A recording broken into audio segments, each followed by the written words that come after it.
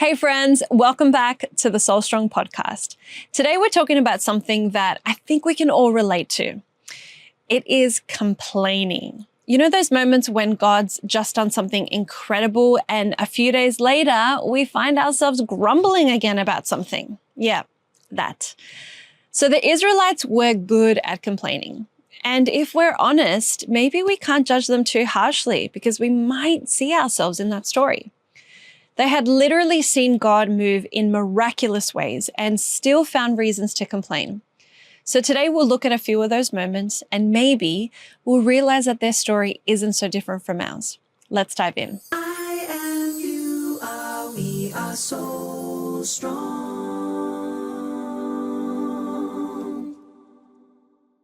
In Exodus 5, verses 1 to 22, it tells us that the Israelites were good at complaining. Do you know any good complainers in your world? You know that person who just loves to complain? Scripture actually records around 14 different times that the Israelites complained to Moses, and it started before they even left Egypt. When Pharaoh took away their straw, but still demanded the same amount of bricks, the people panicked. They thought they were going to die trying to keep up. So they blamed Moses. But even in that moment, God was already preparing their deliverance.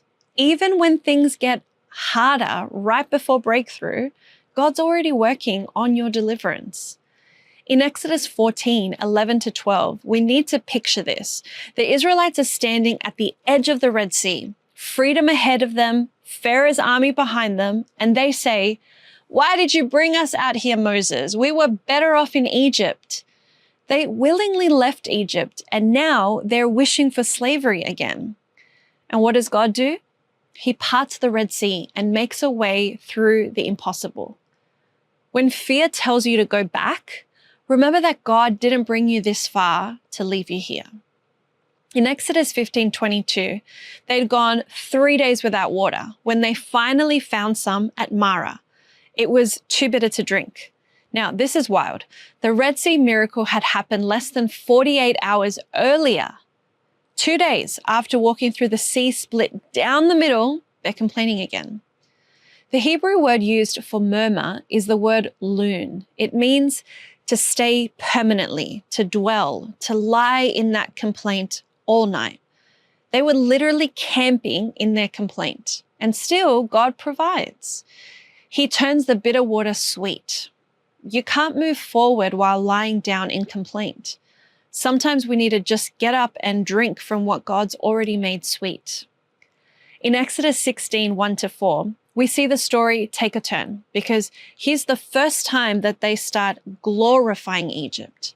They say things like, "If only we'd died there. Oh, we sat around pots of meat and ate all the food we wanted." Really? Slaves sitting around buffets? I don't think so. It's funny how our memories can repaint the past and make what we left behind look better than what's ahead. And then God provides manna, daily bread. But even while He's providing, the human heart still wants to return to what's familiar. We like to go back and call that which we willingly chose to leave good. Don't glorify what God already freed you from. The past might feel familiar, but it wasn't freedom. Now, in Exodus 17, 1 to 4, it escalates. Their murmuring turns into quarreling. They're not whispering anymore. They're shouting at Moses. And this time, it becomes a full-on crisis of faith. They ask, "Is the Lord among us or not?" Can you imagine that? These are the same people who had seen the 10 plagues, who had walked through the Red Sea, who had eaten manna, who had drunk water from rocks. And they're asking, "Is God even here?" They saw only their present inconvenience. When we forget what God's done, we start doubting what He's doing. Let me repeat that. When we forget what God's done, we start doubting what He's doing. The pull to go back is real, and the mind loves to rewrite history, to make it sound like the past was easier, safer, better, but it wasn't. In Egypt, they were enslaved, they were dominated, they were told when to eat, when to work, when to sleep, they were mistreated, they were abused, they were even killed. And yet in the wilderness, Egypt suddenly looked appealing. You know, for me, my Egypt sometimes looks like croissants and lasagna. Those things that taste amazing, but come with consequences later. So you might know that I'm celiac, so I look at these foods that I would love to eat them, but I know what it does to my body, so I can't go back. But it's not really about food though. It's about anything we've asked God to free us from, and then when life gets hard, we look back and we think, oh, well, maybe it wasn't so bad. But we left that season for a reason. And God led us out for a reason. If we cried out to God to lead us out, then we need to trust Him enough not to run back in. When we focus on what we don't have in the wilderness, we are also going to start to murmur, to dwell in discontent. And then this turns into complaining, into quarreling. And eventually we might even ask, is God even here? Here's what I love about this story. Even when His people complained, God kept showing up. There are 3 principles that we can hold on to from that. First of all, His provision, His protection, and His purpose. His provision came in the form of daily manna, daily grace, enough for today. But we need to go out and collect it. We have to reach out and eventually take it.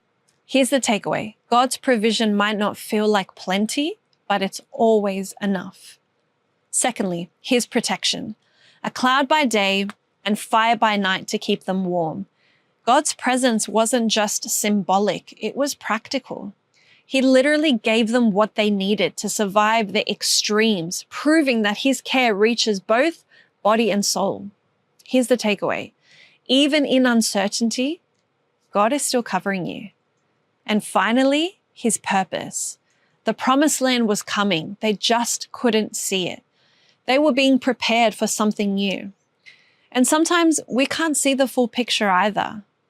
What feels like delay or disappointment is often the development stage, where God is shaping our faith. He's refining our hearts and preparing us to carry the promise well. Here's the takeaway.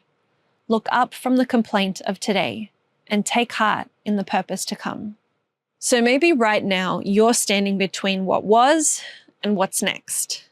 And Egypt is looking pretty good right now. Egypt for you might look different. It might be an old job, a former relationship, or a living situation that wasn't healthy but felt comfortable.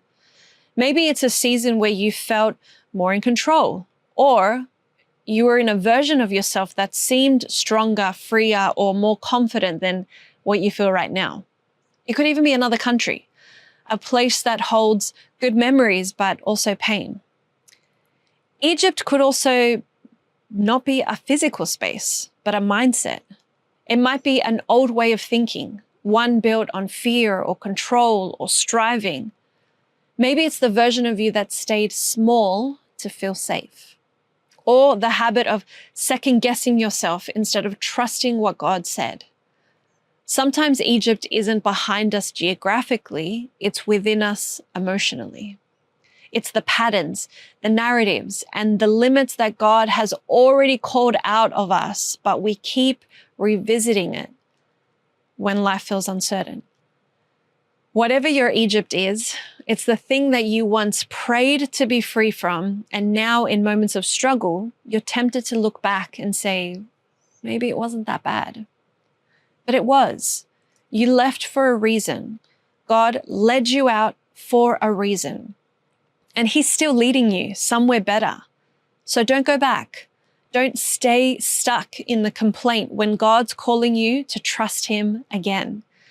Because what if the very place you've been grumbling about is the ground that God's using to lead you into promise?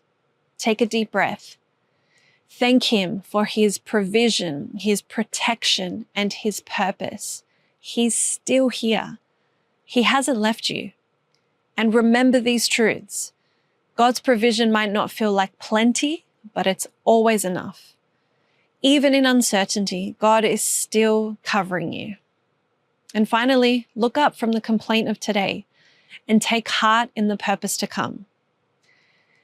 If this episode spoke to you, share it with a friend who's walking through a wilderness season. And hey, if this episode encouraged you, it would mean so much if you could take a quick moment to like, share, comment, and subscribe wherever you're listening from. Those few seconds that you take really do make a huge difference in helping Soul Strong reach as many as we can with hope and purpose. God is such a patient God. He dealt with all the murmurs and the complaints and the quarrels that the Israelites brought, the grief that they brought. And he dealt with it year after year after year, and he still gave them a promised land. And this is what I know about God. Nothing we do can ever deter him from living out his purpose and his plan for our lives.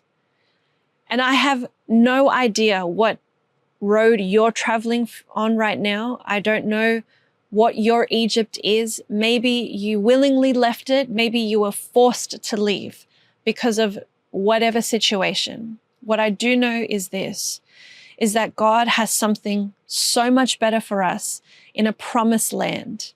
And if we keep walking with him, if we keep journeying with him, it doesn't mean that things are perfect. The Israelites spent 40 years in the wilderness, in their literal highs and lows. They worshipped golden calves. They wanted a king. They just desperately wanted everything that was something else from who God was. And yet God stuck by them. God stuck by his promise to provide for them, to protect them, and to give them a purpose. And I know that God can do that for us. I've seen it. I know that he can still do that in my life today. And I'm so grateful, because when my Egypt looks really good, when it seems like something that, I just want to run back to it, I need the security, or I need the status, or whatever it might be, then I can trust in my journey right now, knowing that God has something greater in my future. God is not a God of the past. He doesn't just talk about the glory days and just want to keep reliving it. His mercies are new every morning.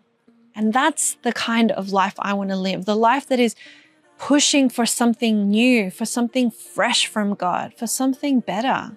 And I know that he's got that for us. I am, you are, we are so strong.